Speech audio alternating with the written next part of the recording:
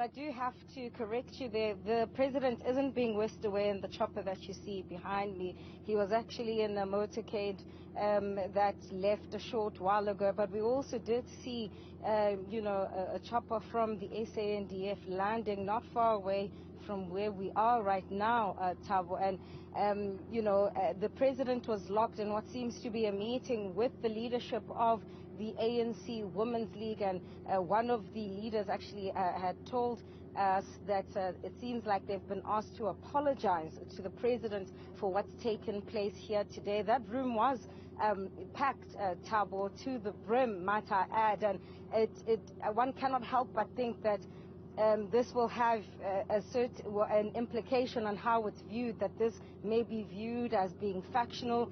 The ANC Women's League president always having been aligned with former President Jacob Zuma, but you would have heard Ziyanda, they're really not even trying to answer any questions about what exactly he told the president before he quickly got out of his seat and left the venue. And of course, questions being raised about whether or not there will be any particular security concerns against the backdrop of what we've seen over the last couple of days, Thabo. Dare I say that, we saw Parliament of fire, we saw the vandalism at the Constitutional Court.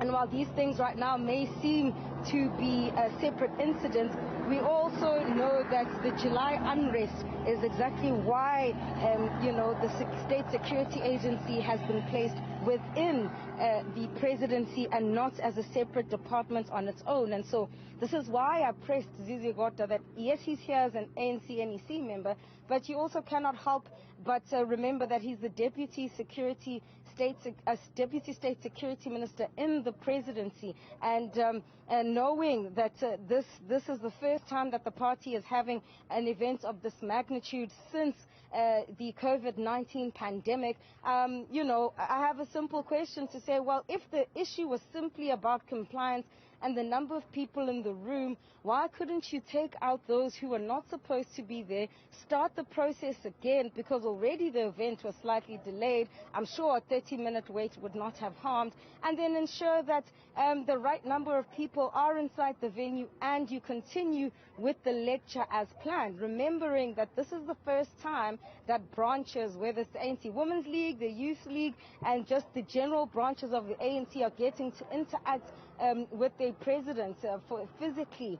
That is, this really is a dampening to the mood of what was meant to be a great commemoration of Lillian Ngoyi. Ziyanda, if indeed that meeting was about an apology, surely then that means the president feels quite embarrassed about this situation.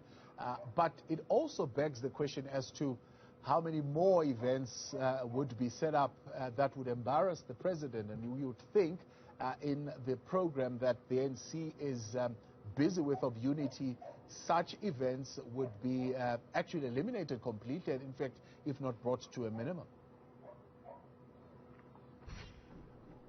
Absolutely, and I mean, COVID-19, events such as this one have been taking place here and there when the regulations have allowed. So, two things come to mind here. It's either there was a lack of planning to ensure that there is enough social distancing, and that once the numbers had gone overboard, that there was somebody or people controlling that process.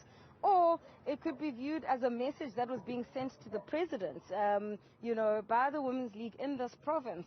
And so, there are two ways in which I'm looking at this particular point in time. And as well as, the security aspect, I think that is what is, of course, underpinning, the large part of this conversation, Thabo. And if that meeting really, if what we were told is anything to go by, about an apology from the ANC Women's League, it would then mean that the president would want them to take responsibility for what's happened here today.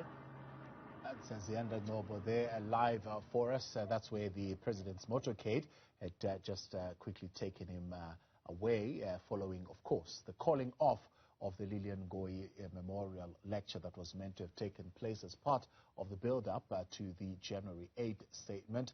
That, of course, being dealt quite a serious blow with other implications that have got to do with state security.